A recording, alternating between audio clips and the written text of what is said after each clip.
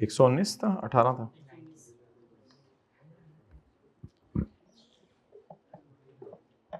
चलें जी,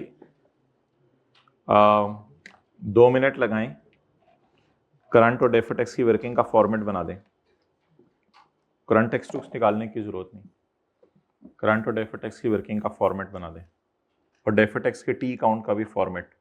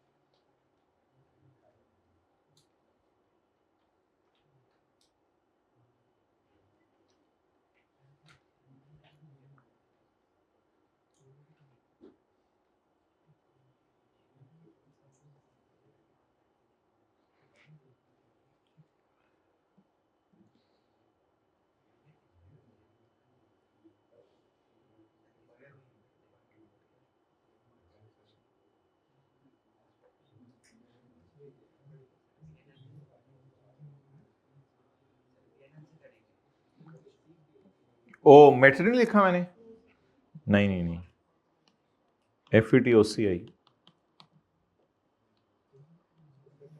तो ज़हन में था।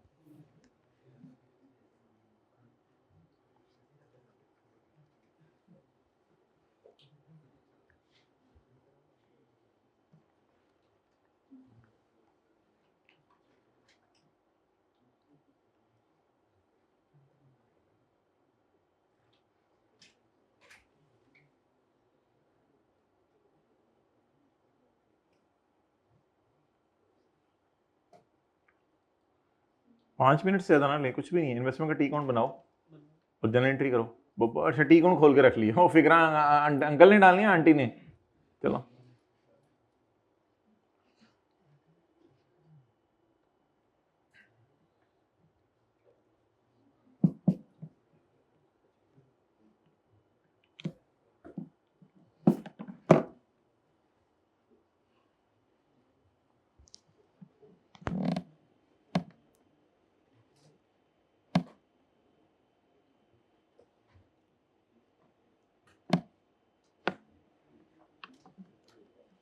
IFRS 9 का सवाल करें या IAS 12 का?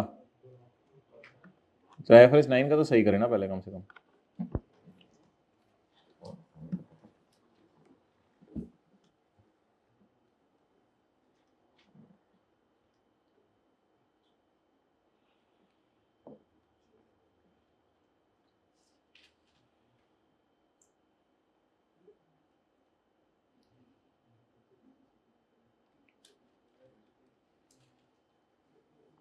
जल्दी करो भाई, फिर आधे घंटे में आपने को खाना पीना होगा, फिर नमाज पढ़नी होगी, फिर जोहर के बाद मिलते हैं माल्टों के साथ। गला खराब है, माल्टे नहीं और कुछ।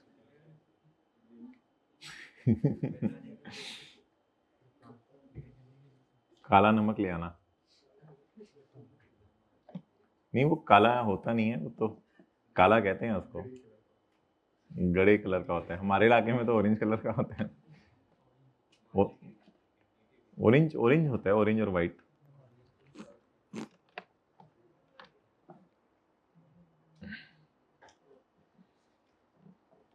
जी, किसी ने कर लिया तो हाथ खड़ा करें।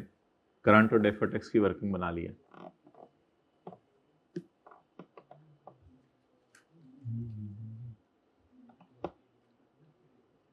कुछ बच्चे तो ऐसे जबरदस्त शौक से नजर आ रहे हैं मुझे करते हुए।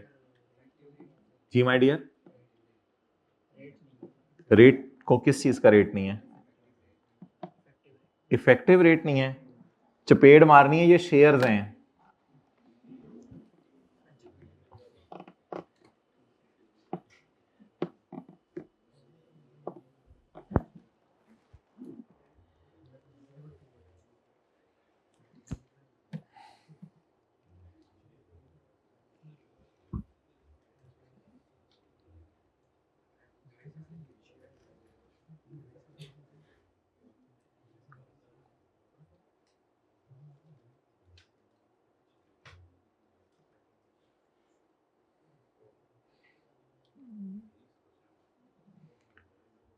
खुदा के लिए लेक्चर 1 अटेंड कर लें IFRS 9 का, अगर ये भी नहीं आ रहा तो लेक्चर 1 में ये करा दिया था सारा कुछ। Lecture 1 IFRS 9 investment in shares at FVT OCI।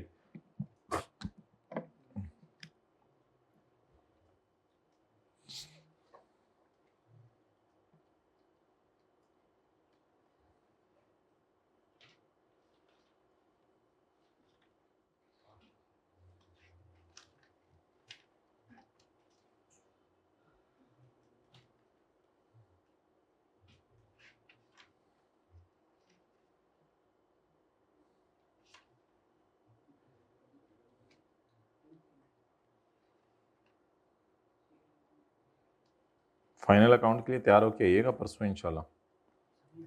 परसों तो मैंने भाई इस तरह ना पूछा करो ना, मैं क्या करूं, मैं क्या करूं, मैं क्या करूं, मैं क्या करूं।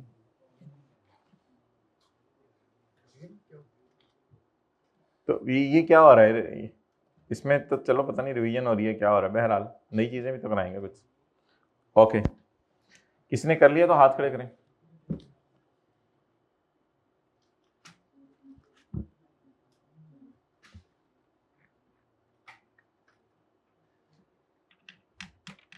भाई आपने कर लिया, वेल डन। चलें जी भाई।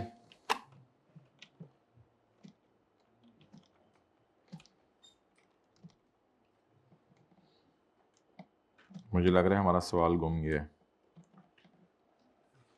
किस टॉपिक पे थे हम? यहाँ पे थे, सवाल कहाँ लिखा था?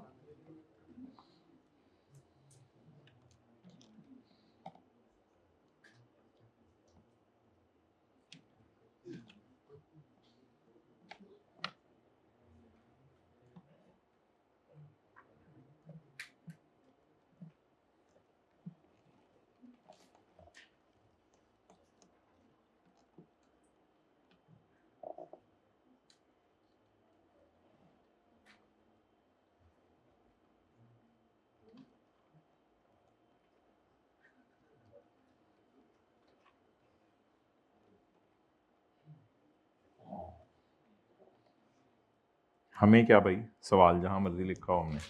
जी बताएं माय डियर। यकम जनवरी, यकम अप्रैल 2014, इन्वेस्टमेंट डेबिट कैश क्रेडिट। इसमें ट्रांजैक्शन कॉस्ट कैपिटलाइज करनी होती है जी। कैश कितना पे किया यकम अप्रैल को, जरा बताएं।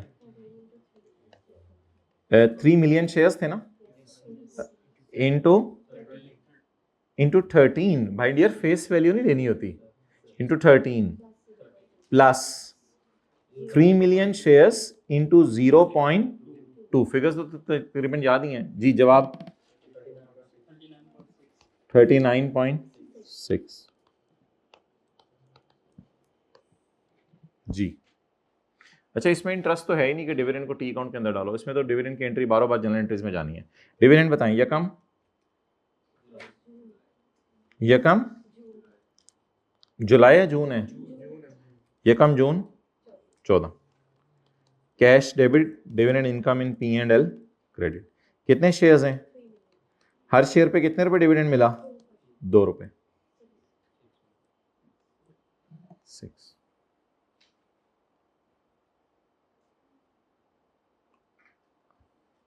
आक्रमा मुझे ये बता कि हमारी इन्वेस्टमेंट की फेस वैल्यू क्या थी? हमारी इन्वेस्टमेंट की फेस वैल्यू, हमारी इन्वेस्टमेंट की फेस वैल्यू क्या थी? 30 मिलियन। डिविडेंड 10 रुपए वाले शेयर पे 2 रुपए मिला तो कितने परसेंट मिला? 20%। तो आ जाके खोती बोर्ड थले। यानी ये देखें, 2 तरीके थे डिविडेंड निकालने के, लेकिन मैंने टफ तरीके से नहीं निकाला। डिविडेंड का परसेंटेज किस पे लगाते होते हैं? फेस वैल्यू पे, परचेज प्राइस पे। डिविडेंड याद रखिएगा कूपन टाइप चीज होती है ये डिविडेंड, इसमें इफेक्टिव को चक्कर नहीं होता, इसलिए फेस वैल्यू पे हमेशा रेट लगता है। What was the quantity? What is face value? What is face value? What is face value of my investment? The face value of my investment was 30. Multiply it with, और बोले multiply it with 20%. What is 20%? Dividend का rate. 10 रुपए पे 2 रुपए मिला तो कितने percent मिला? तो डिविडेंड निकालने के दो तरीके, number of shares multiplied by dividend per share, या फिर ये लंबे तरीके से.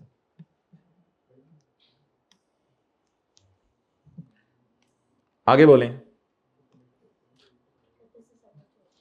31 दिसंबर 14 जी. कैरी डाउन 3 मिलियन शेयर्स, एक शेयर 12.5 का हो गया है. खाला जी साडा शेयर लुट गया. अच्छा 37.5. खाला ने कहा आप किसी और के घर जाओ, हम तुम्हें रिश्ता. अच्छा 27. बच्चों को खुश करना होता है, छोटी छोटी खुशियां जी. P&L बता दें या OCI बता दें. क्या P&L बैलेंसिंग आएगा? OCI. OCI जी बोलें. इन्वेस्टमेंट क्रेडिट कितने से? 8.1. एंट्री बड़ी भयानक होगी इस 8.1 की. एंट्री बड़ी भयानक होगी, नेट ऑफ टैक्स होगी अकरम 2.1. इससे गुस्से से क्यों देख रहे हैं सवाल को? एंट्री भयानक होगी, खुदा के लिए कर दें. Investment credit 2.1. P&L होते हैं. आंटी ने लिखा सी FET OCI, लिखवाया भी था एक बच्चे ने FET OCI. बताएं. फेयर वैल्यू गम गम गम गम गम गम गम गम गम गम गम गम गम गम गम गम गम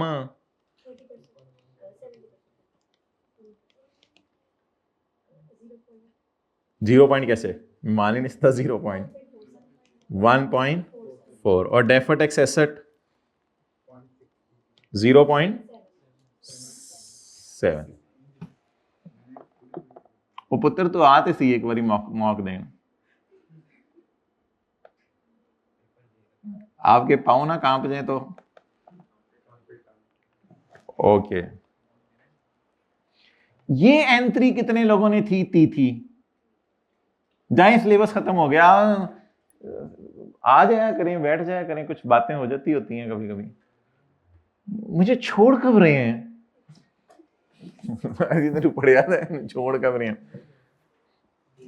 कोई मैसेज कर दो. यही वाला चल रहा है ना, दो तो आडी मेहरबान. ओके हालात भी. अच्छा जी आप बताएं आगे. बस अल्हम्दुलिल्लाह एंट्रीज हो गई. इसमें शेयर खरीदने की एंट्री होती थी, ट्रांजैक्शन कॉस्ट कैपिटलाइज होगी, उसके अंदर डिविडेंड आने की एंट्री होती थी, तो जीयर एंड पे महंगा होने की एंट्री होती थी. डन.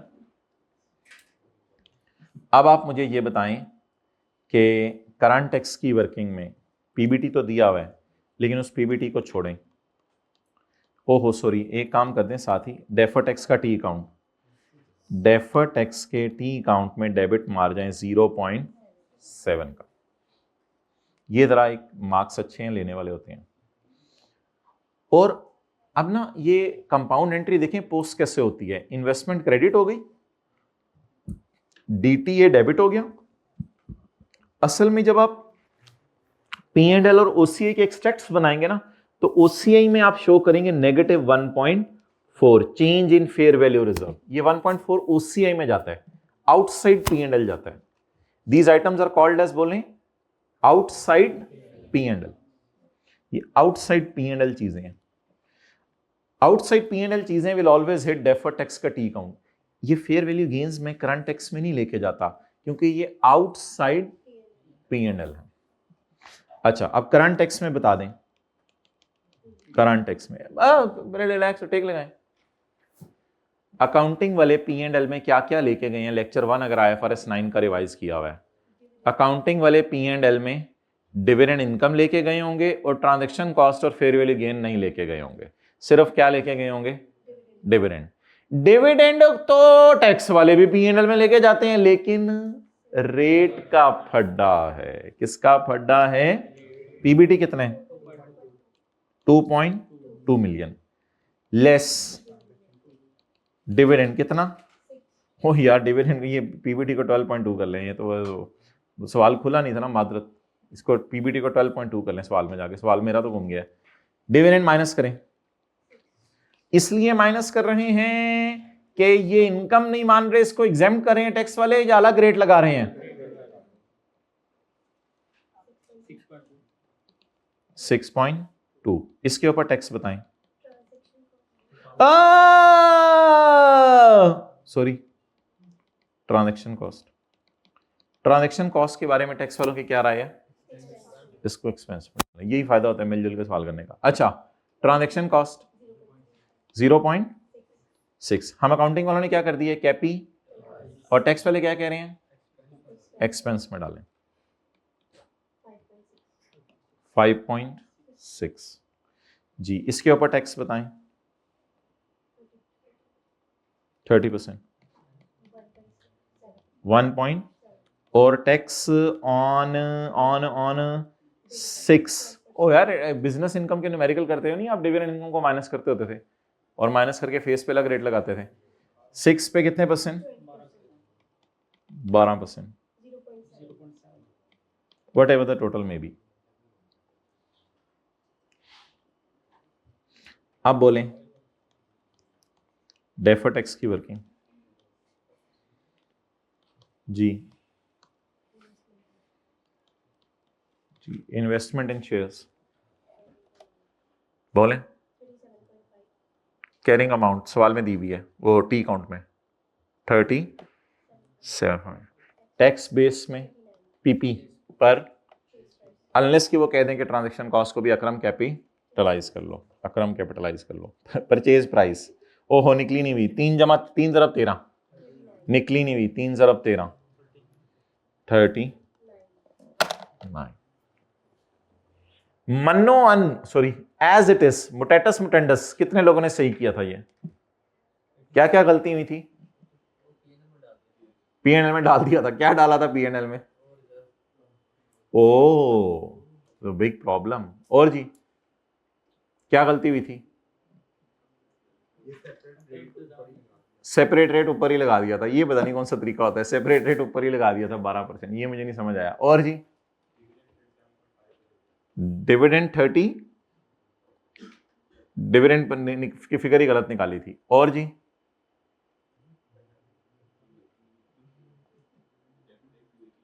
डेफर टैक्स की वर्किंग ही नहीं की। और जी ये बाकी जो है ना, उन्होंने कुछ भी नहीं किया मुझे लगता है। ओके,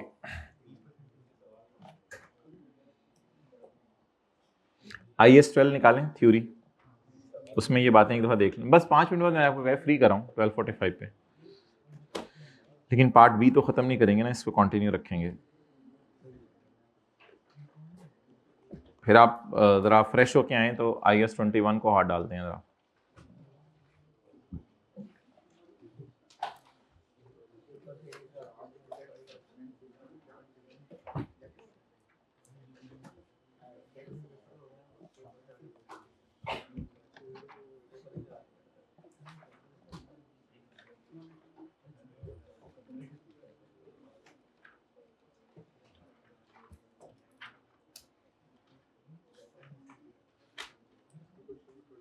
ओके,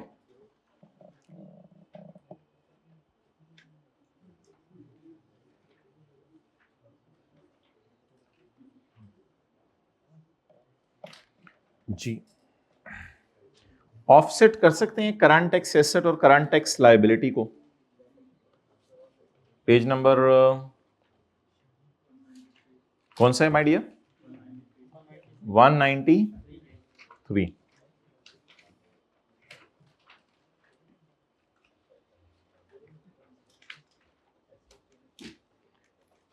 आप लोग टैक्स की क्लास में एडवांस टैक्स देते होते थे और ईयर एंड पे करंट टैक्स पेएबल निकालते होते थे। इसमें मुझे बताएं करंट टैक्स एसेट कौन से और करंट टैक्स लायबिलिटी कौन सी है? एडवांस में गवर्नमेंट को टैक्स दे देते होते हैं। कभी कभी गवर्नमेंट वाले बंदे आते हैं चपेटे चपेटे मार के लाल लूल करके चेहरा, कहते हैं टैक्स दो। आपने 7 रुपए टैक्स दे दिया, 7 मिलियन, लेकिन साल का टैक्स कितना बना? क्या साल के एंड पे 10 में से 7 माइनस करते थे? जिन्होंने टैक्स पढ़ा हुआ उनसे सवाल पूछ रहा हूं, क्या जो भी टैक्सेस आपने पे किए होते थे साल के दौरान, पेज है मेरा माय डियर, कौन सा वाला है? 193। वो ये टैक्स क्रेडिट भी कराए हुए हैं इनको। अच्छा जी, क्या इन दोनों को आप नेट करते होते थे? जी बिल्कुल करते होते थे। अकाउंटिंग वाले कहते हैं कॉल नेट कर दें और बैलेंस शीट में बेशक आप सीटीपी शो कर दें 3 का, बेशक बैलेंस शीट में सीटीपी शो कर दें 3 का, ये गलत प्रेजेंटेशन नहीं है। Because a company must offset current tax asset and current tax liability if and only if it has a legal right to set off. Legal right तो है, एफबीआर वाले करने देंगे। And intends to settle on, और इरादा भी है हमारा। अगर लीगल राइट है तो इरादा क्यों नहीं होगा? Intends to settle on net basis और to realize asset and settle the liability साइमल, या फिर हम 7 रुपए उनसे चेक पकड़ेंगे और फौरन 10 रुपए दे देंगे। तो ये 2 शराइत पूरी हो जाए एमसीक्यूज के एतबार से, ये 2 शराइत पूरी हो जाए तो याद रखिएगा वी मे नहीं, वी मस्ट ऑफसेट। डन, ज़बानी याद कर लें। करंट टैक्स एसेट और करंट टैक्स लायबिलिटी को कब ऑफसेट किया जा सकता है? ओके नेक्स्ट, मोहतरम डीटीएल और डीटीए को तो हम पूरी जिंदगी नेट करते रहे हैं। डीटीएल डीटीए को तो पूरी जिंदगी नेट करते रहे हैं समीर। अच्छा ये देख लें, डीटीएल डीटीए ऑफसेट ही किए हैं। ये डीटीएल पढ़े हुए हैं, ये डीटीए पढ़े हुए हैं। इनको ऑफसेट करके जवाब क्या लिखा हुआ है? क्या ये कर सकते हैं? इसके पीछे एक इजाजत चाहिए, वो क्या है? बस इतना ही, पैरा 71 आज के नोट्स में लिखा होगा, पैरा 72 की जरूरत नहीं। अच्छा जी, a company must offset deferred tax asset and deferred tax if and only if the entity has a legal right to offset current tax asset against current tax liability। कहता है डेफर्ड टैक्स को तब net करना जब उस मुल्क में current को नेट करने की इजाजत है, क्योंकि मुल्क के लॉ को डेफर्ड का नहीं पता होता। डेफर्ड तो अकाउंटिंग की क्लास में, डेफर्ड का लफ्ज बोल के देखें टैक्स की क्लास में, उन्होंने कहा F2 छोड़ के चले जाना है। उन्होंने कहा ये कौन सा लफ्ज है? तो ये डेफर्ड टैक्स तो अकाउंटिंग वालों ने एक लफ्ज बनाया है ना, टैक्स की क्लास में लफ्ज ही नहीं। अगर आप करंट कर सकते हैं तो फिर डेफर्ड भी कर सकते हैं, एक ये शर्त है। और deferred tax asset and deferred tax liability relate to income tax levied by same tax authority। ठीक है, ये डेफर करके टैक्स भी एफबीआर को देने और ये डेफर करके सेविंग भी एफबीआर से ही लेनी है। तो बाहर के मुल्कों में बड़ा कॉम्प्लेक्स रिजीम्स होती हैं, उसमें फॉरेन सब्सिडरीज नेट ये वो, किसी मुल्क के पार्ट में कोई लॉ होता है, तो इस वजह से उसने कोई लाइन डाली है। तो डीटीएल भी उसी गवर्नमेंट को पे करना हो और डीटीए की सेविंग भी उसी गवर्नमेंट से। ये आगे बातें फिर आपके स्कोप की नहीं है। डन जी, ओके।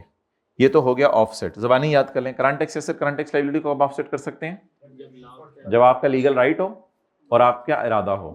और डेफर्ड टैक्स को कब कर सकते हैं? जब करंट को करने की इजाजत हो और सेम टैक्स अथॉरिटी हो। ऊपर आएंगे, items recorded outside P&L, items recorded outside, इसके 2 सवाल अभी हमने किए हैं और दोनों में हमने luckily deferred tax asset create किया था। Fair value reserve debit, deferred tax asset debit, investment.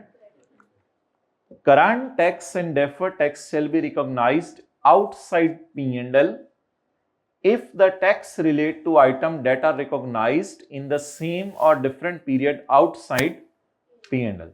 Therefore, current and deferred tax that relate to item that are recorded in same or different period in OCI shall be recorded in OCI or directly in equity shall be recognized directly in equity। अब ये ना current tax तो आपके scope में नहीं है, जो outside P&L items पे है। आउटसाइड P&L पे हम तो सिर्फ क्या रिकॉर्ड कर रहे हैं अभी? Deferred tax. तो ये सॉर्ट ऑफ आपके सिलेबस में नहीं है। आप बस एक बात जरा हाईलाइट कर लें, deferred tax shall be recorded outside P&L if tax relate to item that are recognized outside P&L। इसकी मिसाल बचपन वाली, asset debit, revaluation surplus credit और डीटीएल क्रेडिट। बस इतनी सी बात अंडरलाइन कर लें। इक्विटी में भी कोई एडजस्टमेंट्स होती हैं, वो प्रायर ईयर की एरर्स होती हैं, वो हमारे स्कोप में नहीं है। बस इतना सा फिक्रा याद करें जो मैंने अंडरलाइन किया। Deferred tax shall be recognised outside P&L if the tax relate to item that are recorded outside P&L। और फिर इनसाइड P&L पढ़ने की देते हैं, जाएं पार्ट बी खत्म ना करना।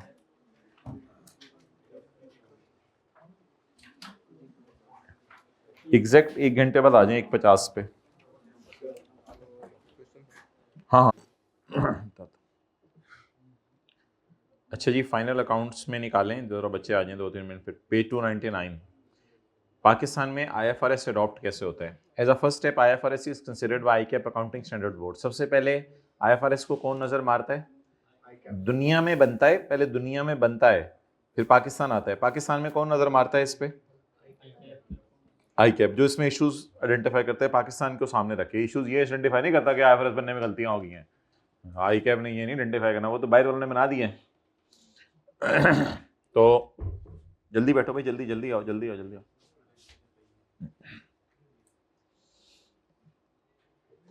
किताब का निकाल लें, पेज 299, पॉज करो। ओके अच्छा जी, पाकिस्तान में स्टैंडर्ड अडॉप्ट करने का तरीका, जल्दी अडॉप्ट करें माय डियर, और बड़ा कुछ अडॉप्ट करना है फिर हमने। As a first step IFRS सबसे पहले पाकिस्तान में ICAP वाले देखते हैं। द बोर्ड, ये फेडरल बोर्ड ऑफ रेवेन्यू नहीं, ये ICAP का बोर्ड है, खामोश। The board determines how adoption and implementation of standard can be facilitated. It considers issues like how long any transition period should be, यानी कितने अरसे में कंपनीज को इजाजत दे दें। जैसे IFRS S1 में हमने लिखा हुआ था फलां फलां डेट से शुरू करनी है adoption. The board also identifies the need for change to regulations. Standard की वजह से कंपनी लॉ अगर बदलना पड़े तो वो भी ICAP बताएगा। The board also identifies the need for change to regulations. It refers the matters to SCCP and SBP. Bracket वाला, this process is managed by coordination committee of ICAP, SCCP and SBP। ICAP standard पे नजर मारेगा, उसके बाद transitional phase के बारे में बताएगा। अगर स्टैंडर्ड चेंज करने की वजह से कंपनी लॉ में कोई चेंजेस आनी है, ICAP वो बताएगा, उन दोनों से मशवरा करके SCCP SBP से। After satisfactory resolution the board ICAP की एंड द काउंसिल ICAP की ही, काउंसिल ये जो पिछले दिनों इलेक्शन हो रहे थे, board and council of ICAP reconsider the matter. एक दफा दोबारा देखेंगे। ICAP recommends adoption to SCCP. Why ICAP has no authority to implement the standard. ICAP just recommend adoption to SCCP. ICAP की काउंसिल फैसला करेगी कि हम सजेशन दे रहे हैं। The decision to adopt rests with, ये असल में मेन लाइन थी। ICAP का काम रिकमेंड करना है, डिसाइड करना किसका काम है पाकिस्तान में? SCCP। IFRS are adopted by SCCP by notification and official, वो फिर अडॉप्ट कर लेते हैं। असल अडॉप्शन तो फिर SCCP की हुई ना, ICAP को काम तो सिर्फ रिकमेंड करना हुआ। When notified standards have authority of law। अच्छा, पिछले सफे पे आए, बस ये 4-5 मिनट देते फिर हम न्यूमेरिकल्स शुरू करने लगे IFRS 15 के।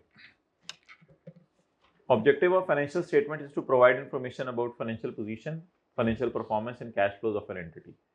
SCCP was established under SCCP कानून 1997 में बनी थी और 1999 में काम करना शुरू कर दिया था। और it is a corporate and capital market regulatory authority. असल में ये रेगुलेटरी अथॉरिटी है पाकिस्तान में। भाई खामोश। इट स्टेटेड द मिशन, इसका ये मिशन है, ये पढ़ लीजिएगा एक दफ़ा, मेरा नहीं ख्याल ऐसे कुछ सवाल आएगा इसमें से। मिशन इसका पढ़ लीजिएगा बस। Role of SCCP is to decide an accounting rule. What is the role of SCCP? Is to decide an accounting rule. Pakistan में डिसाइड करने का हक SCCP को। ICAP तो सिर्फ रिकमेंड करता है। Companies must prepare financial statement according with the standard approved by SCCP and official.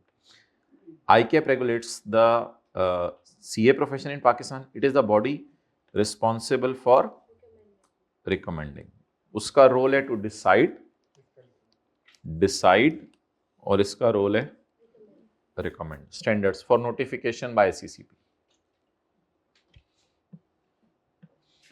ये तो आगे उसने वैसे ही लिखा हुआ है।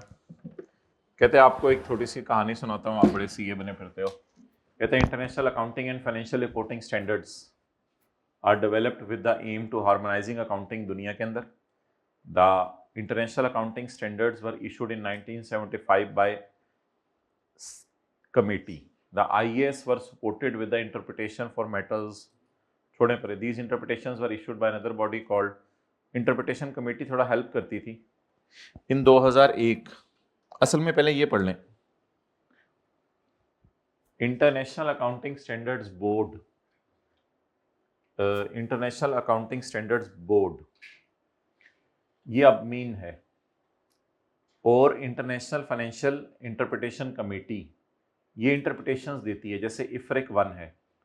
The IASB adopt all IAS and SICs that were extant at the time, that were present होना चाहिए, लिखे पता नहीं क्या लग, that were present at the time but said the standards written from that time were to be called IFRS. Interpretations are known as IFRIC. The IFRS is made up of 2001 तक इनका नाम होता था IAS और SIC, और 2001 के बाद इनका नाम हो गया IFRS और IFRIC.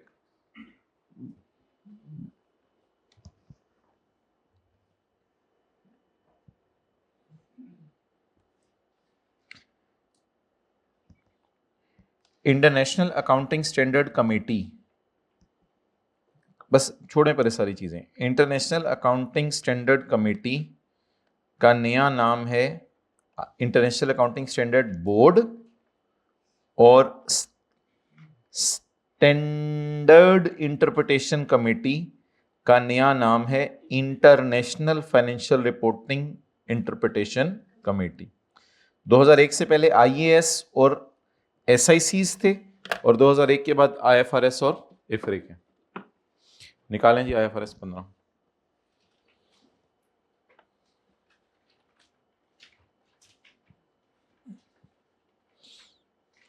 इधर देखें कहाँ है ये.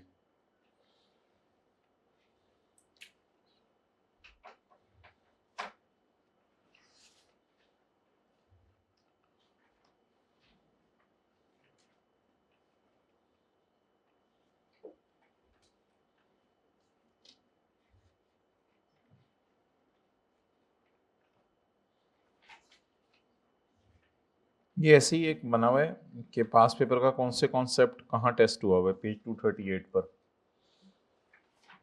कि पास पेपर का कौन कौन सा कॉन्सेप्ट किस पास पेपर में टेस्ट हुआ हुआ है. पेज 238 पर.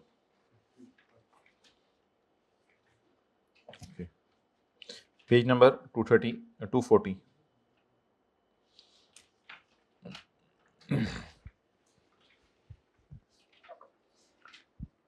Brilliant Limited manufactures and sells plastic and card printing machines with laminators. ये आपको कितनी चीजें अभी तक नजर आ रही हैं? चीज को सिंपल रखा करें. एक्सेलेंट. मशीन्स और लैमिनेटर्स.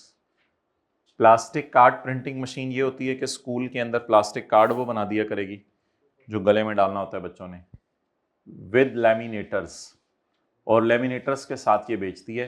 लेमिनेटर्स ये होते हैं कि किसी चीज़ को लेमिनेट करना हो, जैसे वो लगा के आगे प्लास्टिक लगा के किसी सर्टिफिकेट को लेमिनेट कर देते हैं, शॉपर लगाना. अ machine specific card printing software is also provided. वो तो मशीन के अंदर ही होता है ना सॉफ्टवेयर, जैसे AC के अंदर ये नज़र आ रहा होता है 25 लिखा हुआ 26, is provided as a must part of printing machine. BL also sells plastic cards. अच्छा, अगर आपको मशीन नहीं चाहिए तो हम आपको बने बनाए कार्ड थाईलैंड से मंगवा के दे देते हैं, ये भी करती है काम. BL agreed to supply the following to proud learners, a country wide school network.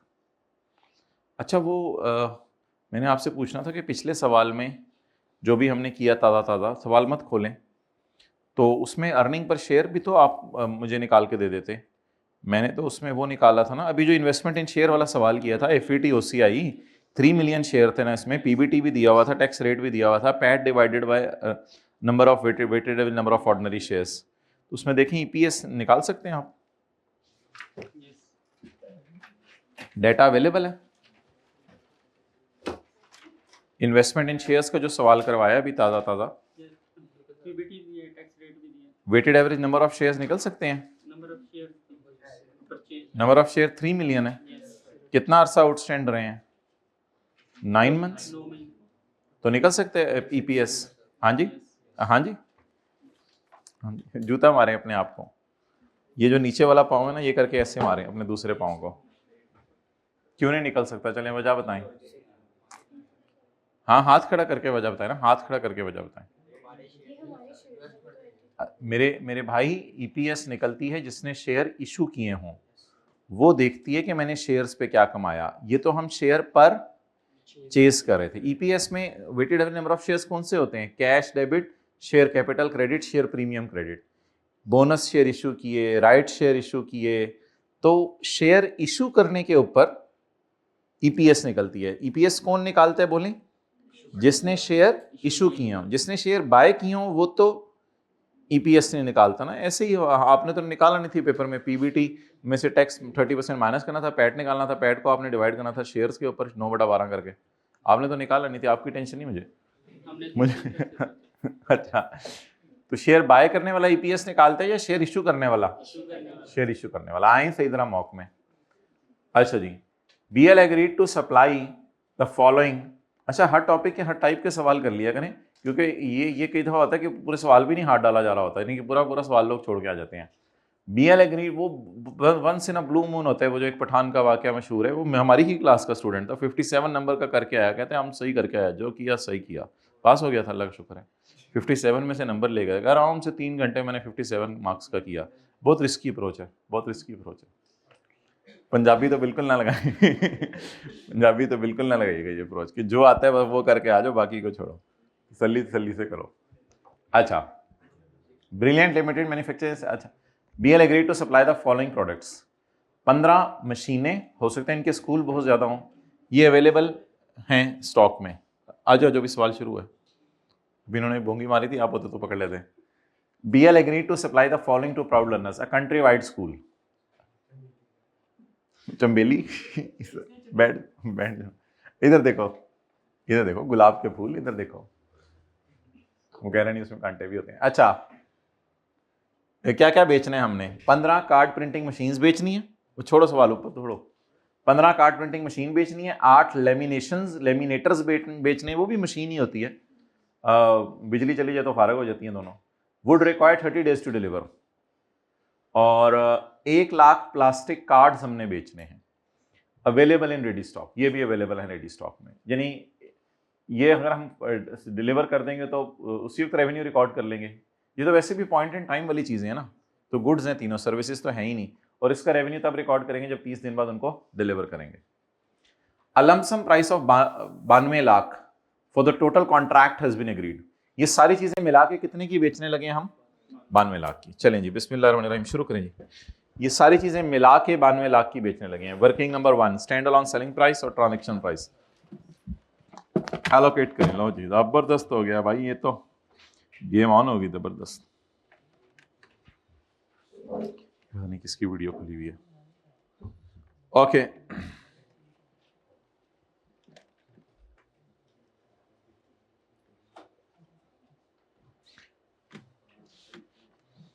बेटा तुम ये मटन लैम्ब रोस्ट खाने चले गए थे? नहीं, ये जो बच्चे लेट आए हैं, वैसे तो आप भी लेट आए हो जी। Standalone price, transaction price. जी माय डियर, क्या क्या बेच रहे हैं? कार्ड प्रिंटिंग मशीन्स,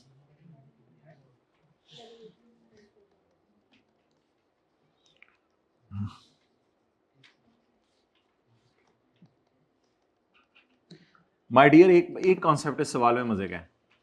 तीनों चीजों की ना क्वांटिटी अलग अलग है। पिछले पता क्या होता था, मोबाइल दे रहे हैं और सर्विसेज दे रहे हैं, तो 20 मोबाइल और 20 सर्विसेज, तो फिर हम क्वांटिटी नहीं लिखते थे। इनकी क्वांटिटी अलग अलग है। अब हमें क्वांटिटी को साथ साथ मल्टीप्लाई करके ये टेबल बनाना पड़ेगा, क्योंकि क्वांटिटीज तीनों चीज़ों की अलग अलग है। पहले क्या होता था, 20 मोबाइल बेच रहे हैं, तो 20 मोबाइल है तो 20 दफ़ा सर्विसेज भी देनी है आपने, on net calls, of net calls की। उसमें हमने क्वांटिटी से एंड में मल्टीप्लाई किया था। इधर हम क्वांटिटी से साथ साथ मल्टीप्लाई करेंगे, क्योंकि तीनों की क्वांटिटीज डिफरेंट है। 15 कार्ड प्रिंटिंग मशीन्स बेचने लगे हैं। इनको बता दो पेज नंबर कौन सा है। 240 भाई हमने बड़ी ज़बरदस्त चीज़ अडॉप्ट की है आप लोगों के आने से पहले, ऐसी चीज़ अडॉप्ट की है कि बस IFRS अडॉप्ट किए हैं, पाकिस्तान में कैसे होते हैं, अटेंड कर लेना, ठीक है, वो कोई मसला नहीं। आप अभी निकालो पेज नंबर 240, वो ना बताओ अब क्या हुई है EPS। पेज 240, 15 मशीन्स, 8 लेमिनेटर्स प्लास्टिक और 1 लाख प्लास्टिक कार्ड। माशाल्लाह अल्लाह नजर ना लगाए, स्कूल जो बड़ा बच्चा है। Plastic cards, plastic card. उसी में साइकिल पे जा रहा था मस्जिद, 1-2-3 लोग मुझे मुड़ मुड़ के देख रहे थे। क्यों, अब हम लोग साइकिल नहीं चला सकते हैं? मना है साइकिल चलाना। 1 लाख प्लास्टिक कार्ड। मैं बता दूं ना मस्जिद का एड्रेस तुझे। अच्छा, A lump sum price of 52 lakh for total contract has been agreed. Total contract की लमसम प्राइस क्या एग्री हुई है? रुपीज इन 1000 में कर लेते हैं।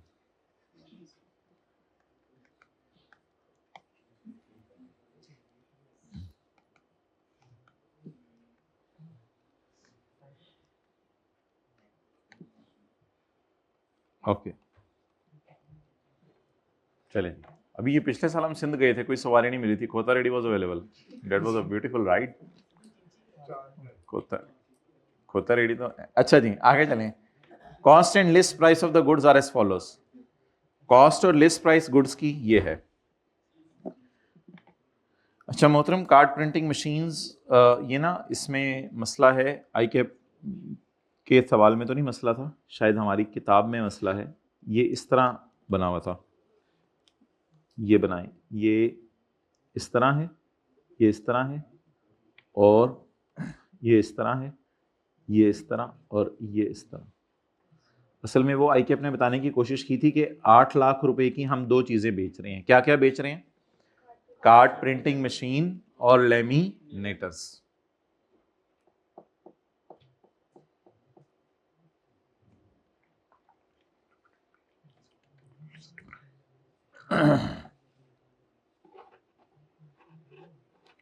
अच्छा जी, आप बताएं कॉन्ट्रैक्ट में क्या एग्री हुआ है, कितने का बेचना है? 92 लाख का।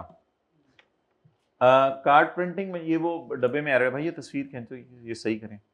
ये भी पास पेपर का भी एक सवाल था, उसमें भी उसने इस तरह डब्बा बनाया हुआ था। कार्ड प्रिंटिंग मशीन और लेमिनेटर मिला के कितने के बेच रहे हैं? 8 लाख के। और ये बनते कितने हैं? अगर हम खुद बना रहे हैं तो 6 लाख के बनते हैं, और बेच कितने के देते हैं? 8 लाख के। और प्लास्टिक कार्ड्स कितने रुपए का है? 5 रुपए का। थाईलैंड से मंगवाते हैं 5 रुपए का। थाईलैंड से 2 रुपए वाली चीज चाइना से आई होती है, तो 5 रुपए में क्या मतलब? 5 रुपए वाला मंगवाते हैं और 12 रुपए का बेचते हैं। BL does not sell printing machine without laminator. आमतौर पे हम प्रिंटिंग मशीन को लैमिनेटर के बगैर नहीं बेचते। However in order to get this order BL went against its policy. लेकिन हमने अपनी पॉलिसी के खिलाफ चले गए। हमने कार्ड प्रिंटिंग मशीन को और लैमिनेटर को बोले बोले बोले अलहदा अलहदा बेच दिया।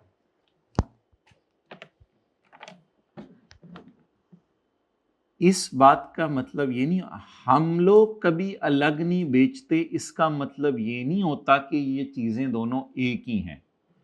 अगर कोई दुकानदार कह दे कि मैं समोसा और चटनी कभी अलग अलग नहीं बेचता, लेकिन आप अगर ज्यादा जिद करते हैं तो आप चटनी खाली लेके चले जाएं, आपने पता नहीं क्या करना है, आपने सर में डालनी है, क्या करना है, ठीक है। इट डजेंट मीन कि चटनी और समोसा एक चीज हो जाएंगी। भाई याद रखिएगा, पहले मैं इस पे स्टेप 1 लगाता हूं, ये कॉन्ट्रैक्ट है। स्टेप 2, सवाल वाला कह रहे कि मैं प्रिंटिंग मशीन और लैमिनेटर अलग अलग नहीं बेचता लोगों को, लेकिन इसको मैंने कहा है कि चल ठीक है 15 कार्ड प्रिंटिंग मशीन ले जा, 8 लैमिनेटर ले जा। असल में कार्ड प्रिंटिंग मशीन से पहले जो है वो कार्ड बनता है, और लेमिनेटर से वो उसके ऊपर लेमिनेट होके चारों तरफ से हवा बंद हो जाता है कि इसमें हवा ना जाए। तो लेमिनेटर का ये काम होता है। इसलिए ये कार्ड प्रिंटिंग मशीन और लेमिनेटर सब लोगों को इकट्ठी बेचते थे, लेकिन हमारे कंपनी को इन्होंने अलग बेची। अब मेरी बात सुनिएगा कि इसका मतलब ये नहीं कि ये दोनों चीजें एक ही हैं। क्यों? क्योंकि ये चीजें अपनी जात में भी अलग अलग हैं और कॉन्ट्रैक्ट के कॉन्टेक्स्ट में भी अलग अलग हैं। अपनी जात में क्यों अलग अलग हैं? क्योंकि बाजार में प्रिंटिंग मशीन और लेमिनेटर अलग अलग बिक जाते हैं, हम नहीं बेच रहे, इससे कोई फर्क नहीं पड़ता। एक सादा सी चीज़ें हैं ना, कोई ऐसी मुश्किल चीज़ भी नहीं, ये कोई इस तरह की चीज़ नहीं है कि जिसको मैं कहूँ MRI मशीन और उसके प्रिंटर, ये उस तरह की कोई टफ चीज़ नहीं है। और सेकेंडली सेलर तो इनको इकट्ठा, सेलर की पॉलिसी है इनको अलग अलग नहीं बेचता, लेकिन सेलर इनको गोद का नाला बना के नहीं बेच रहा। सेलर दोनों को इकट्ठा करके बेच रहे, बाद में जुदा ना हो सके, नहीं। Are these both inputs to produce a combined output, बिल्कुल अलग अलग चीजें। क्या सेलर इनको, दूसरा सवाल क्या होता था, क्या सेलर इनको इस तरीके से मॉडिफाई कर रहा है कि एक मेन चीज बदल जाए और दूसरी चीज उसके अंदर जाके जम हो जाए? नहीं नहीं, डिपेंडेंट तो बिल्कुल भी नहीं है, बट कहीं और से कार्ड लेके आ जाएं बाजार से और अपनी मशीन से लेमिनेट कर लें। हाईली डिपेंडेंसी क्या पाई जा रही है? तो इस वजह से ये इस लफ्ज से धोखा ना खाइएगा कि एंटिटी इनको अलग अलग नहीं बेचती। कोई चीज ऐसी स्पेशलाइज नेचर की होनी चाहिए जो अलग अलग बिकना पॉसिबल ही नहीं, फिर अलग बात है। Okay, however in order to get this order we went against our policy. अब मसला एक आएगा ना, जब हम दोनों को अलग अलग नहीं बेचते तो इसकी स्टैंड अलोन सेलिंग प्राइस अलग अलग नहीं है। अब 8 लाख को मैं कैसे अलग अलग करूं? 8 लाख को अब अलग अलग नहीं किया जा सकता। There is another supplier of imported card printing machine. इसका यहां से भी पता चला कि प्रिंटिंग मशीन तो बाजार में रुलती फिर रही है। There is another supplier of imported card printing machine, जो इंपोर्टेड कार्ड प्रिंट कर दे देते हैं ऑफ ऑलमोस्ट सिमिलर स्पेसिफिकेशन। वो सप्लायर वैसे बेचता है मशीन 7.5 लाख की। हम दोनों कितने की बेच रहे थे? 8 लाख की। कार्ड कितने का बेच रहे थे? 12 रुपए का। आपको पता है ये स्टैंड अलोन प्राइसेस होती हैं, लिस्ट प्राइसेस, यानी किधर लिखा हुआ है कहीं, ये लिस्ट प्राइसेस, ये स्टैंड अलोन सेलिंग प्राइसेस हैं। लेकिन हम अपनी पॉलिसी के अगेंस्ट गए हैं। हम दोनों बेचते थे 8 लाख की, दोनों इकट्ठी। एक बंदा कहे कि मैं जो है वो मायोनीज और केचप इकट्ठी बेचता हूं, ये मेरी दुकान की पॉलिसी है, तो इट डजंट मीन कि वो दोनों चीजें एक है, अपनी जात में भी अलग है, कॉन्ट्रैक्ट के कॉन्टेक्स्ट में भी अलग है। अच्छा, मेरा ये सवाल है आपसे कि कोई और कितने का बेच रहा है कार्ड प्रिंटिंग मशीन? 7.5 लाख की। कोई प्रिंटिंग मशीन, लेमिनेटर नहीं, कोई और कितने की बेच रहा है प्रिंटिंग मशीन? 7.5 लाख की। In most recent customer reviews machine has been given 7 rating out of 10 as against 9 out of 10 given to competitors. उनकी मशीन का तो लेवल है, उनको 10 में से 9 नंबर मिलते हैं और हमें 10 में से 7 नंबर मिलते हैं। There is no supplier of laminator, और बाजार में लेमिनेटर का सप्लायर अवेलेबल नहीं है, वरना उसको भी कहते हैं मैं आपको डाटा दे देता। जी, आप बताएं कि stand alone selling price 8 lakh अलग अलग नहीं हो सकती। अब आप क्या करेंगे ऐसी सूरत में? नहीं 7.5, ये ना कहिएगा 8 लाख में से 7.5 लाख जो है वो हमारी है, 7.5 लाख कंपेटिटर की है जिसकी रेटिंग 9 है, हमारी 7 है। एक काम करवाया था अगर याद हो, 7.5 लाख उसकी मशीन है, हम दोनों मिला के 8 लाख की बेचते हैं, वैसे दोनों चीजें मिला के वो 7.5 लाख की बेच रहे, वो खाली मशीन बेच रहे ना। 7.5 लाख वाले को कितने नंबर मिलते हैं? 9 नंबर, हमें 7 नंबर। मशीन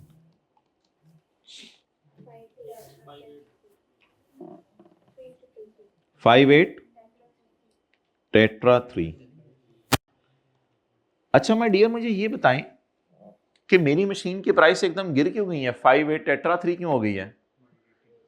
हमारी रेटिंग ही नहीं है भाई, कह रहे हैं क्यों करें? ठीक है, हमारी रेटिंग ही नहीं है, लेकिन माय डियर ये एक मशीन है, ये एक मशीन है। कैसे पता चला? इधर देखें, cost and list price of goods are item,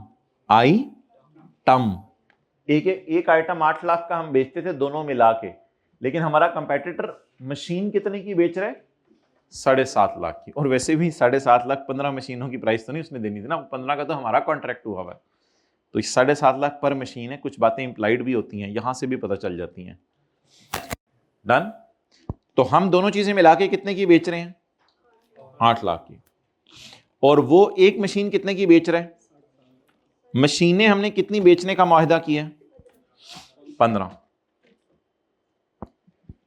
into, इस टॉपिक में ना साथ साथ क्वांटिटी से मल्टीप्लाई करते रहें क्योंकि तीनों की क्वांटिटीज डिफरेंट है और ट्रांजैक्शन प्राइस इकट्ठी दी हुई है।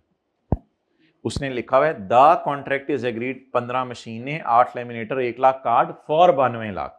अब ये अगर पूरे कॉन्ट्रैक्ट की है तो फिर ये पर यूनिट लेनी पड़ेगी या टोटली लेनी पड़ेगी? तो 15 मशीनों का स्टैंड अलोन प्राइस बताएं। 875 टेट्रा जीरो, ठीक है। और इसको रुपीज इन थाउजेंड में कन्वर्ट करने के लिए आखिरी 3 सिफर काट दें। जी जवाब बताएं। 8750। ये किस अप्रोच से स्टैंड अलोन सेलिंग प्राइस निकाली है? मार्केट, पता नहीं मार्केट एडजस्टेड अप्रोच, पता नहीं क्या नाम था इसका, क्योंकि डेटा इसका अवेलेबल था।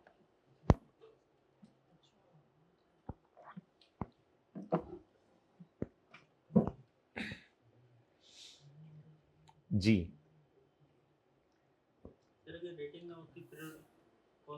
हाँ। अच्छा बताएं आप लैमिनेटर्स के बारे में कोई डाटा अवेलेबल है कि मार्केट में क्या चल रहा है या और क्या डाटा है? नहीं डाटा अवेलेबल। रेजिडुअल अप्रोच लगाएंगे, एक्सेलेंट। लेकिन प्लास्टिक कार्ड्स को तो कर लो ना पहले। प्लास्टिक कार्ड्स की तो स्टैंड अलोन प्राइस दी हुई है, कितने प्लास्टिक कार्ड कितने का? 12 रुपए का। तो 12 रुपए ज़रब 1 लाख कार्ड्स, जी 1200। अब आप लोग कह रहे हैं कि मैं लगा दूं लेमिनेटर के लिए कौन सी अप्रोच? Residual approach. तो उसके लिए तो फिर मुझे 9200 को जहां लाना पड़ेगा। सॉरी, ये तो नेगेटिव आ जाएगा रेजिडुअल अप्रोच से। यही पास पेपर के क्वेश्चन नंबर 13 में हुआ था, उधर भी नेगेटिव आ गया था, रेजिडुअल अप्रोच फेल हो गई थी। मैं फिगर ही करता हूं, फौरन रेजिडुअल अप्रोच लगाया करें। असल में इस सवाल में लेमिनेटर और मशीन की अलग अलग नहीं दी हुई थी ना प्राइस। लेमिनेटर और मशीन इकट्ठा हम 8 लाख का बेच रहे थे, अलग अलग बेच ही नहीं रहे थे। तो फिर इसमें हमने मशीन की तो निकाल ली, सवाल वाले ने हमें सपोर्ट किया, हौसला दिया, मशीन की निकलवा दी उसने, और प्लास्टिक कार्ड की उसने दे दी। मशीन की निकलवा दी, प्लास्टिक कार्ड की दे दी। लेमिनेटर से हमें लड़ना पड़ेगा। अब रेजिडुअल अप्रोच फेल हो गई है क्योंकि बैलेंसिंग नेगेटिव आ जाएगा। क्या करें? Residual approach. अब आप ऐसा करें कि कॉस्ट प्लस अप्रोच लगा लें। मार्केट का डाटा अवेलेबल नहीं, रेजिडुअल अप्रोच नहीं, अब आप कॉस्ट प्लस का डाटा यूज करके कर लें। आपका मैं सवाल अभी लेता हूं, फिर मैं उसका जवाब देता हूं। मैं देखता हूं आपका क्या सवाल था, आप भी कुछ सोच रहे हो, मैं फिर उस तरह सोचता हूं, फिर आपको बताता हूं। जी माय डियर बताएं कि मैं कॉस्ट, आपका क्या मशवरा है कि अगर आप सेल्स से डिवाइड करेंगे तो मार्जिन निकलेगा, अगर कॉस्ट से डिवाइड करेंगे तो मार्कअप निकलेगा। कैलकुलेटर पकड़े बगैर भाई, आप नाम क्या आपका मोहतरम? हाँ जी फहद। अच्छा फहद भाई, कैलकुलेटर पकड़े बगैर मुझे बताएं कि कितना प्रॉफिट आ रहा है? 7 रुपए। कितना प्रॉफिट आ रहा है? 7 रुपए। और कैलकुलेटर पकड़े बगैर बताएं इन पे कंबाइंड प्रॉफिट कितना आ रहा है? 2 लाख रुपया। हमने उस सवाल में ये चेक किया था कि 7 रुपए डिवाइडेड बाय 12 और 2 लाख डिवाइडेड बाय 8 लाख, दोनों तरह मार्कअप या मार्जिन सेम आ रहा था। इस सवाल में वैसे चेक करके देखिएगा दोनों का डिफरेंट आ रहा है। लेकिन अब आपकी क्या राय है, कौन सा मार्कअप मार्जिन यूज कर लेना ज्यादा बेहतर है लैमिनेटर के लिए? कोई राय दे दें वैसे। ओ मार्जिन मार्कअप से कोई फर्क ही नहीं पड़ना, मार्जिन निकालो मार्कअप निकालो, उससे कोई फर्क नहीं पड़ना। मैं कह रहा हूं मार्कअप मार्जिन के लिए बेस फिगर्स ये वाली ले, 6 लाख वर्सेस 8 लाख वाली, या 5 वर्सेस 12 वाली ले। बेहतर है कि लेमिनेटर वाली ले लें। कार्ड वाली क्या यूज करनी है? कार्ड तो बनी बनाई चीज आप मंगवा के दे रहे हैं, लेमिनेटर वगैरह शायद खुद बना रहे हैं या कुछ भी कर रहे हैं, स्टॉक में अवेलेबल नहीं है, चलो मंगवा रहे होंगे, ये तो कहीं सवाल में नहीं लिखा हुआ मैन्युफैक्चरर है कौन है। तो लेमिनेटर है तो बेहतर है लेमिनेटर से ही ले लें दोनों। अच्छा मुझे ये पता है कि दोनों चीजें अलग अलग बाजार में नहीं बिक रही, लेकिन भाई मुझे ये तो पता है ना कि 6 लाख वाली चीज बना के कितने की बेच रहा हूं मैं, मुझे कैसे पता चला? बीएल नॉर्मली बेचता है इन दोनों को इकट्ठे। तो इट सीम्स अप्रोप्रिएट कि कॉस्ट का डेटा यहां से लें। So what is the combined cost? 6 lakh.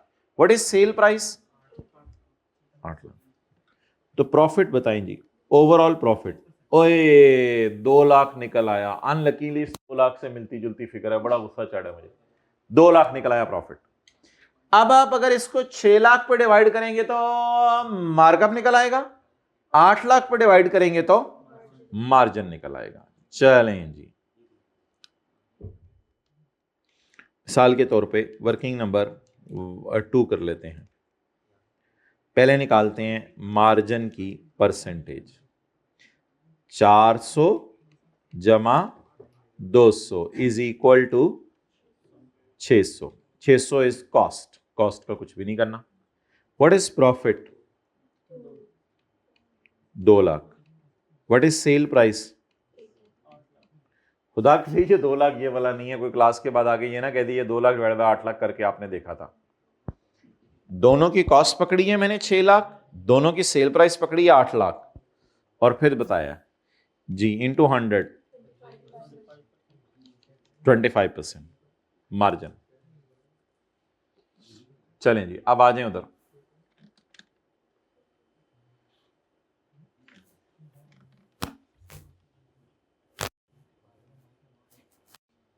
जज़ाकल्लाह भाई,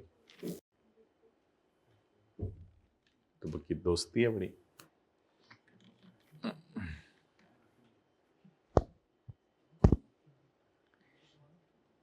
जी लेमिनेटर, लेमिनेटर की कॉस्ट बताएं। 2 लाख। 2 लाख। अब फॉर्मूला क्या बनाएं? इसको सो लिए, इसको उठ लिए और इसको लपेट लिए। 2 लाख क्या है? कॉस्ट। कॉस्ट ये वो वाला 2 लाख है, वो जो लेमिनेटर की कॉस्ट थी। ये 70 है, 75 मुझे चाहिए। साढ़े को भी है, साढ़े को भी है 2 ये पेंटा क्या होता है? 5 बार नहीं नहीं है पेंटा। अच्छा चलो लाडो तुसी, चलो बाद मैं घर से जाके चेक कर लांगा। अच्छा 2 टेट्रा 6 ज़रब 8 लेमिनेटर। असल में ना इधर 52 लाख प्राइस सबकी इकट्ठी दी हुई है। 33 पेंटा 3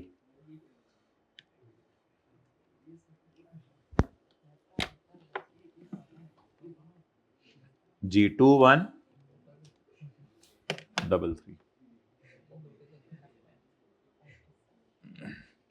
क्या कहते हैं इस लैंग्वेज को, जरा मुझे बता दें पहले। ऑर्गेनिक, ठहर जा, ऑर्गेनिक केमिस्ट्री। और उसमें लिखूं काउंटिंग कैसे होती है? Organic chemistry counting.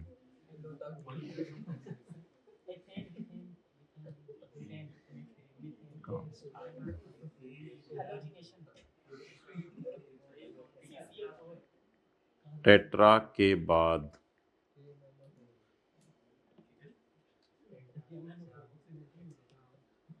नोट करें, डिस्काउंट एलोकेट करें आप लोग। मोनो, डाई, ट्राई, टेट्रा, पेंटा, हेक्सा, हेप्टा, ऑक्टा, नोना, डेका।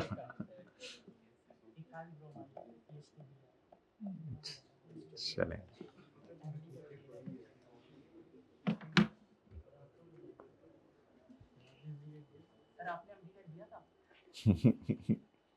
नहीं, फास्ट का टेस्ट देने गया था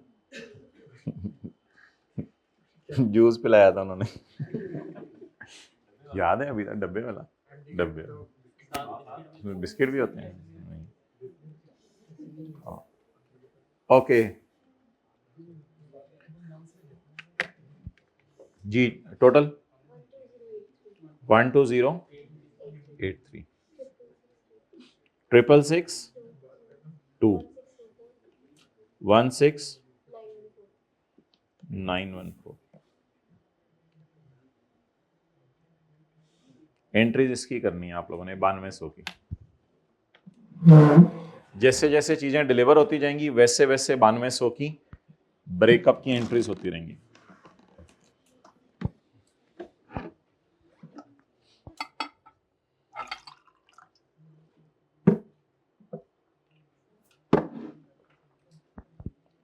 अच्छा जी,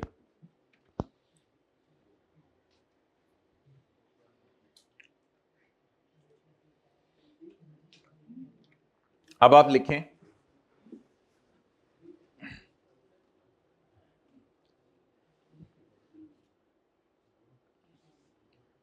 सवाल के अंदर ना अगला ये क्वेश्चन कौन सा क्वेश्चन नंबर 3, इसका डालें 3A, इसके आगे डालें 3A, क्वेश्चन 3A। सवाल में ना डेट्स नहीं दी हुई थी असल में, अब डेट्स डालें एंट्रीज करने के लिए। Assume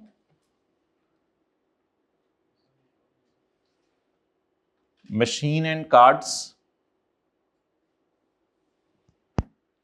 assume machine and plastic cards. इधर देखें अवेलेबल हैं स्टॉक में या मंगवाने पड़ेंगे? अवेलेबल हैं। और बाकी कितने दिनों बाद आएंगे? 30 दिनों बाद। Assume machine and plastic cards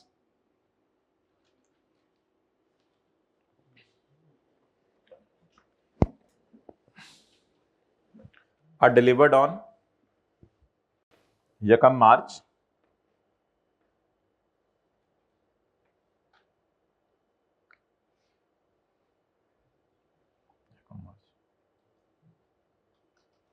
unconditional right for these goods, unconditional right for these goods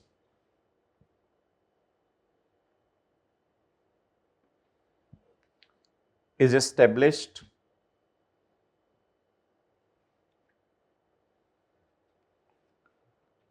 after delivery of laminator, after delivery of laminator,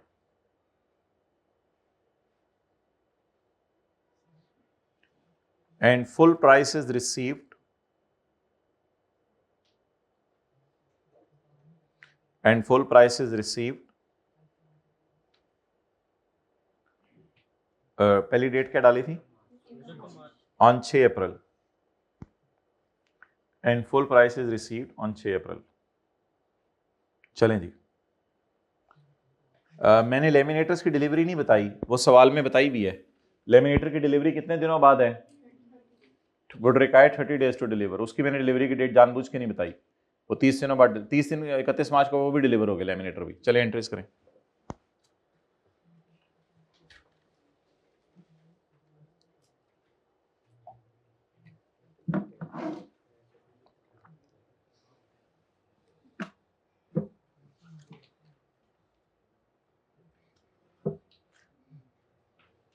काके मन्ने वो भाई एंट्रियां कर लै।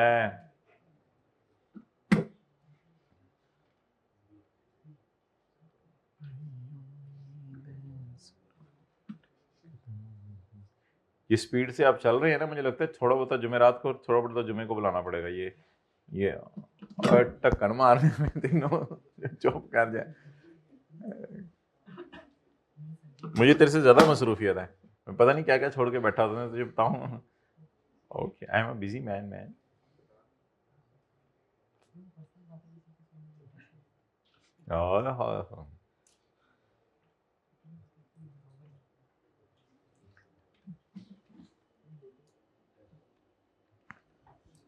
अच्छा मोहतरम, मशीन और प्लास्टिक कार्ड्स का रिसीवेबल बुक करने के लिए क्या कह रहे हैं वो?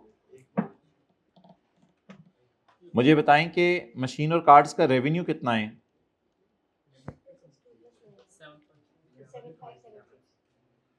666 प्लस 9 जी 7576।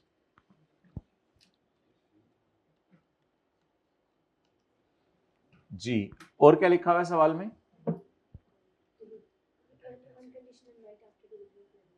ओहो, इनका अनकंडीशनल राइट तो डिलीवरी ऑफ लेमिनेटर के बाद बनेगा, फिर क्या करें? अभी कॉन्ट्रैक्ट एसेट डेबिट कर लें, फिर किस दिन? यकम मार्च को, क्योंकि चीजें डिलीवर हो गई है ना। कॉन्ट्रैक्ट डेबिट जी, कितना? रेवेन्यू वाले इजी मार्क्स तो ले लेने थे ना सबने जी। कितने लोगों को ये एंट्री याद आ गई थी? अच्छा, अब डिलीवरी किस दिन हुई लेमिनेटर्स की? 30 दिन बाद लिखा हुआ है ना सवाल में, ये देखें, laminators would require 30 days to deliver जी। अब रेवेन्यू रिकॉर्ड करें लेमिनेटर्स का 1624, और अनकंडीशनल राइट पुरानों का भी रिकॉर्ड कर लें, और लेमिनेटर का तो बताया नहीं, तो फिर लेमिनेटर का भी रिसीवेबल बुक करें। पैसे तो भी आए नहीं ना, तो रिसीवेबल फुल प्राइस पे बुक कर लें माय डियर, 9200। अनकंडीशनल राइट कब एस्टेब्लिश होना था? पिछली दो चीजों का, पिछली दो चीजें देते हुए क्या कंडीशन थी? कि लेमिनेटर जब डिलीवर होगा। अच्छा, अब कॉन्ट्रैक्ट एसेट को क्या कर लें? कंडीशन रही या कंडीशन खत्म हो गई? क्या कंडीशन थी? लेमिनेटर डिलीवर करो, वो कंडीशन खत्म हो गई, तो कॉन्ट्रैक्ट एसेट किताबों से खत्म करें। कितना? और तेरी मेहरबानी पैसे दे दे। 6 अप्रैल, अप्रैल बोलते होते हैं ना हमारे इलाकों में, तो अप्रैल अप्रैल अप्रैल तो चंद चढ़ गया नहीं, इसलिए मैं कहती आज दी रात नहीं बैठा, अल्लाह तेरा चंद चढ़ा। अच्छा, 9200।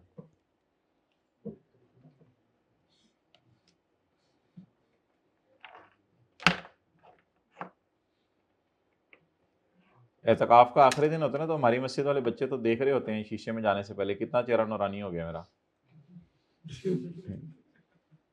वो कहते हैं हाँ मैं भी 30 रमजान को चांद देखता था तो शीशा के मेरा चेहरा कितना नूरानी हो। अच्छा जी, नहीं भाई इस तरह की बहस नहीं किया, बस जो डिसाइड हो जाए उस पर। अच्छा, कुछ नहीं कुछ नहीं होता, बस देख लिया करें उसे, शीशा देख लिया। अच्छा,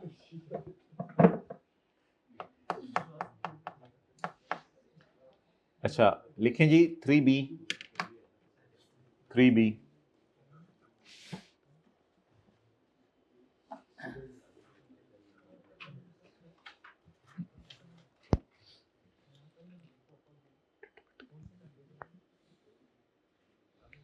साथ वाले की तरह छेड़ लें थोड़ा बता, मैं फिर आपको 3B लिखवा रहा हूँ 1-2 मिनट में।